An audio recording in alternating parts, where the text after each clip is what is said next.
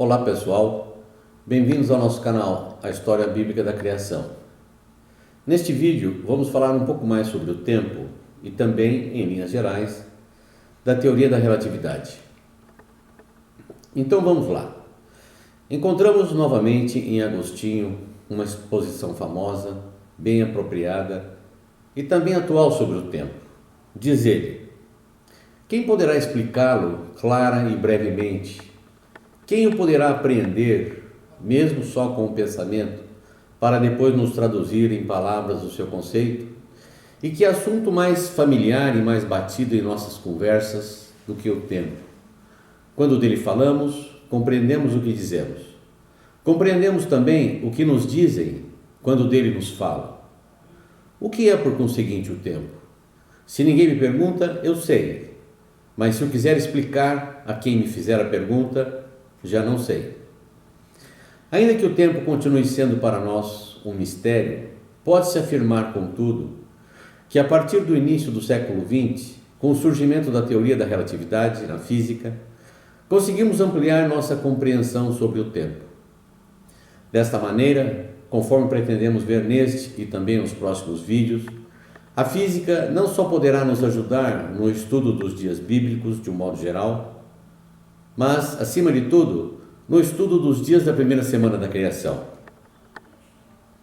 Antes de continuarmos, porém, precisamos ver do que trata exatamente a física. A física é a ciência que estuda a natureza e seus fenômenos em seus aspectos mais gerais. Analisa suas relações e propriedades, além de descrever e explicar a maior parte de suas consequências. Busca a compreensão científica dos comportamentos naturais e gerais do mundo em nosso entorno, desde as partículas elementares até o universo como um todo. Com o amparo do método científico e da lógica, e tendo a matemática como linguagem natural, esta ciência descreve a natureza através de métodos científicos. Ou seja, em nossa época, tem sido a física, e não mais a filosofia ou a teologia, como foi no passado, que se ocupa de estudar os elementos e fenômenos que buscamos avaliar na história bíblica da criação, quais sejam a luz, o espaço, o tempo, os astros, a terra, os movimentos, etc. Então vamos a ela e ver como ela pode nos ajudar. E a opção de interpretar conceitualmente a narrativa da primeira semana, como temos feito, irá facilitar grandemente nossa aproximação com a física, que igualmente adota a investigação conceitual, como fazem também as demais áreas da ciência.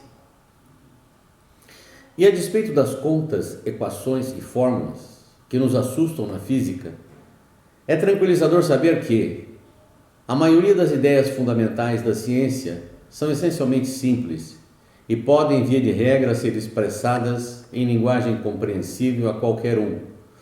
E como estamos interessados apenas em ideias, não precisamos preocupar-nos com as dificuldades técnicas. Em poucas palavras, a teoria da relatividade foi desenvolvida por Albert Einstein entre 1905 com a relatividade restrita e 1915 com a relatividade geral. Ele afirma que as propriedades do espaço e tempo dependem da situação do observador, do seu estado de movimento, velocidade e aceleração, e a sua posição em relação a massas altas ou densas.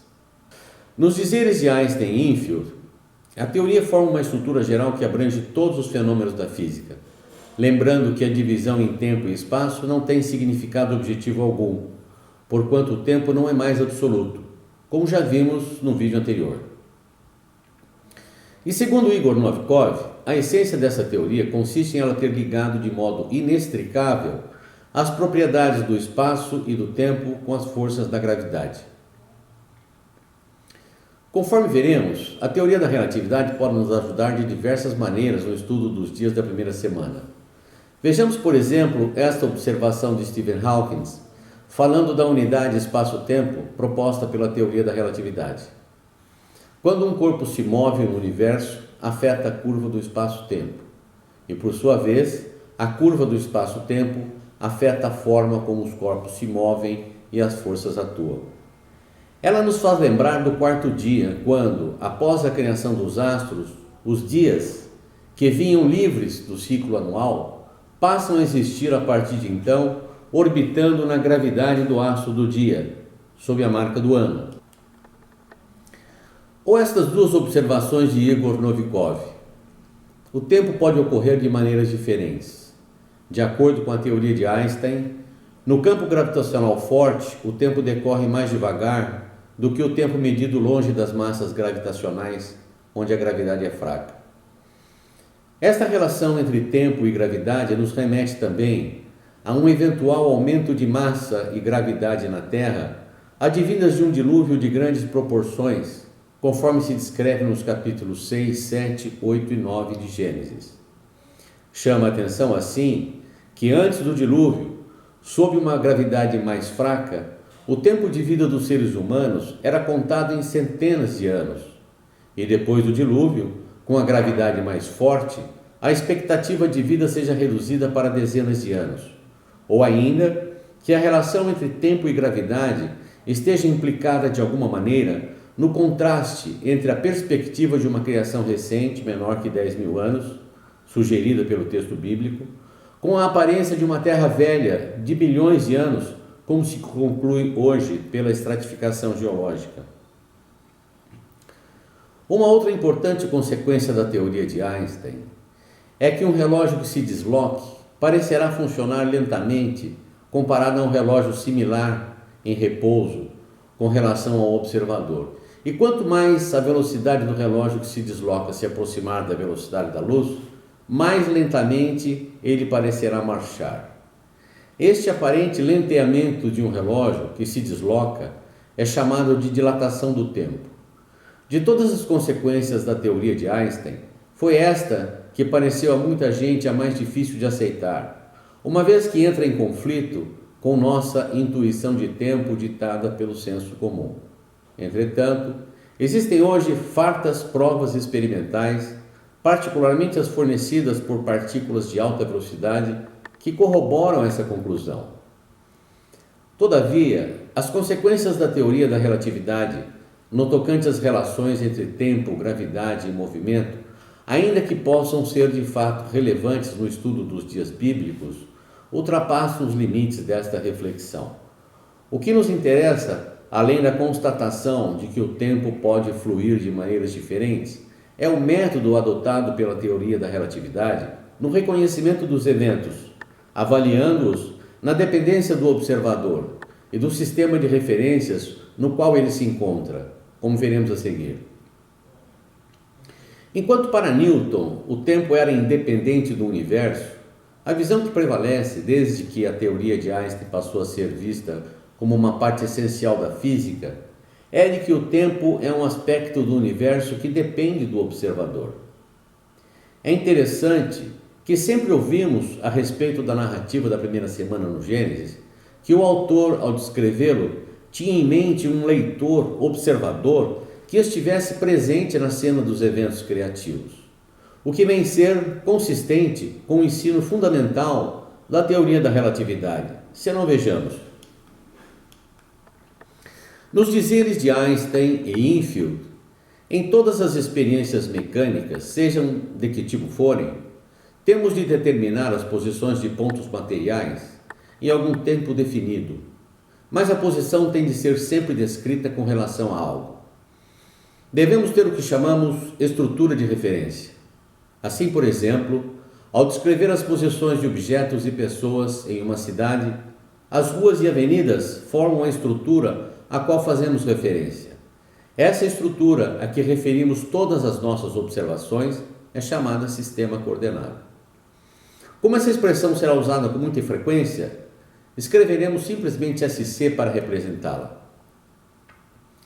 Na física clássica, tínhamos um relógio, um escoamento de tempo para todos os observadores em todos os SCs.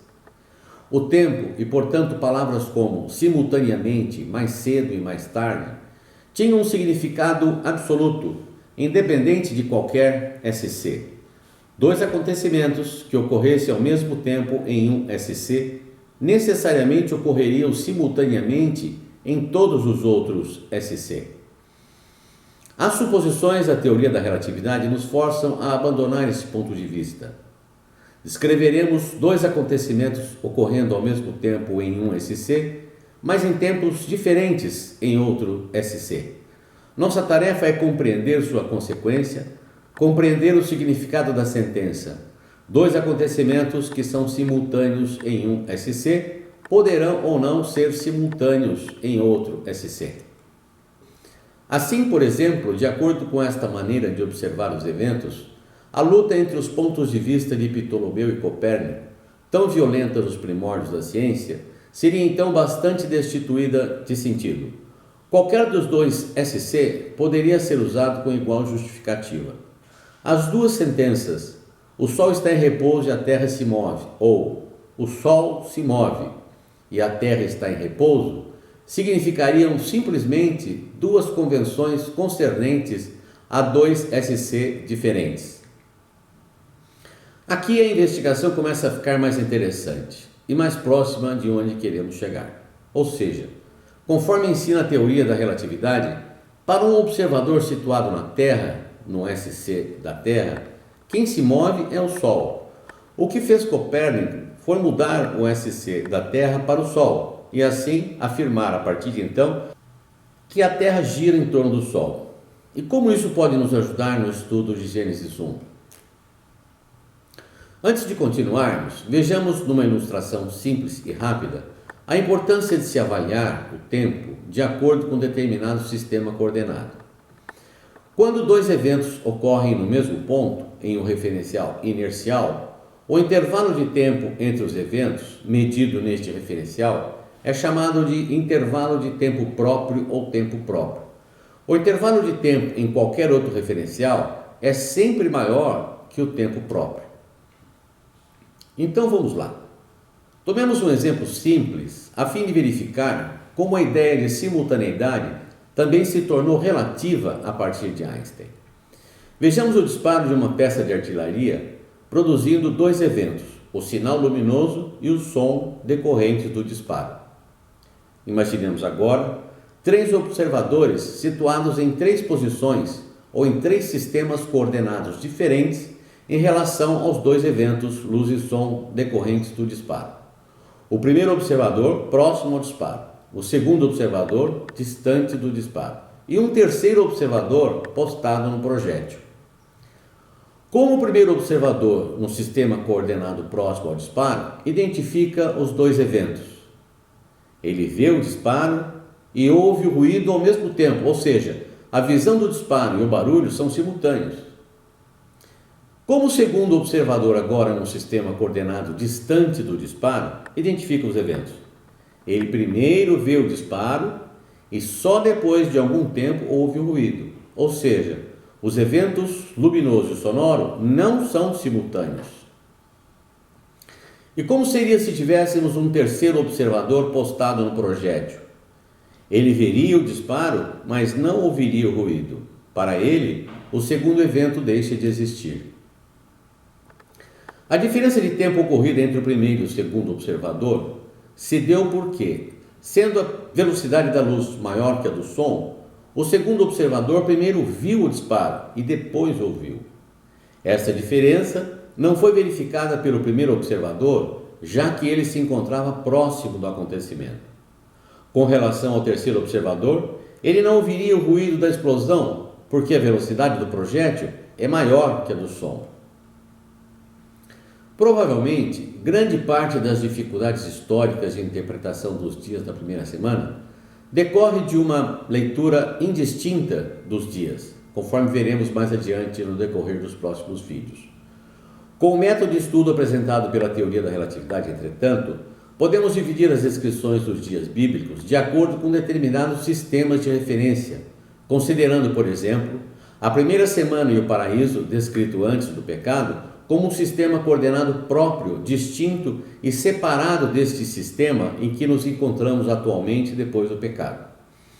Se, como vimos há pouco, o escritor de Gênesis tinha em mente um leitor observador presente na cena dos eventos criativos, ou seja, próximo a eles, num SC antes do pecado, comparando-o ao primeiro observador do exemplo do disparo, o que pretendemos fazer no decorrer de nossa reflexão é avaliar os mesmos eventos criativos a partir do SC em que nos encontramos hoje, comparando-nos ao segundo observador do disparo.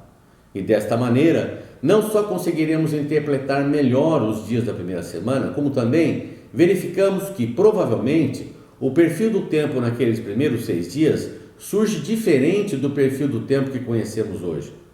Todavia, temos que ver ainda um pouco mais sobre as ferramentas proporcionadas pela física no estudo dos dias bíblicos. E assim terminamos de expor o que reunimos inicialmente sobre o tempo e um pouco da teoria da relatividade. No próximo vídeo, vamos continuar falando sobre o tempo e como a física pode ampliar nossa compreensão sobre a parada do Sol ordenada por Josué e assim permitir que se desvincule a ideia de dia da noção de tempo.